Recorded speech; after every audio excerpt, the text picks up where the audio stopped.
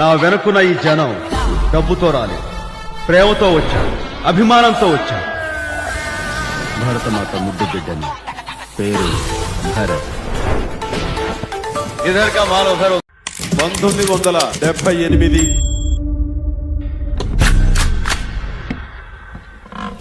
September 22 నా జీవితంలో ఒక అద్భుతమైనటువంటి ల్యాండ్ మార్క్.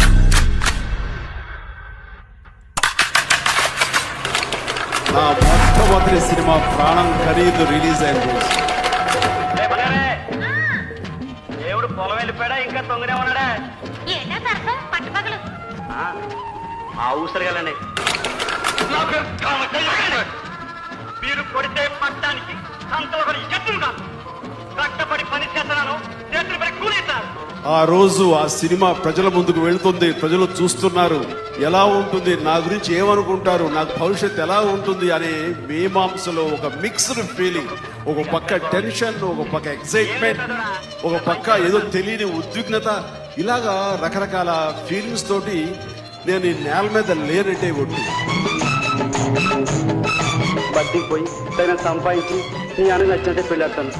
కొత్తనే ఓలమ్మ తిరణాల గిలక ఒగలాడి వయ్యారి మొలక, ఓలమ్మ తిరణాల గిలక ఒగలాడి వయ్యారి మొలక, ఎల్లెల్లో ఇల్లయ్యేనా చుక్కల్లో పక్కయ్యేనా, ఎల్లెల్లో ఇల్లయ్యేనా చుక్కల్లో పక్కయ్యేనా.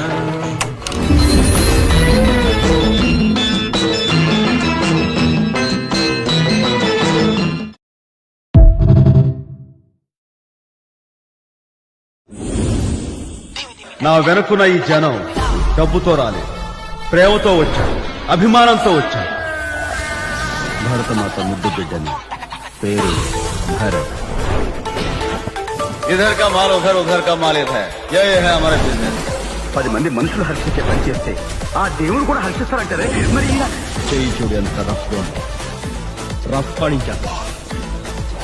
10,000 కాదు 20,000 ఇస్తున్నాను. మన చెల్లాయి నిక్క పక్క. టోపీ పెట్టని మహమ్మదీయుడు, సిలువ వెయ్యని క్రైస్తవు, బొట్టు పెట్టని హిందూ. గుండె మీద చెయ్యి వేసి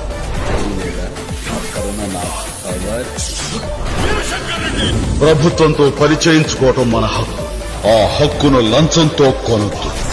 అంటే సన్న గోవిందరాజు. నా భరతమాత గడ్డ మీద నిలబడి హెచ్చరిస్తున్నా, నా దేశం వదిలి వెళ్ళి లేదా యుద్ధమే.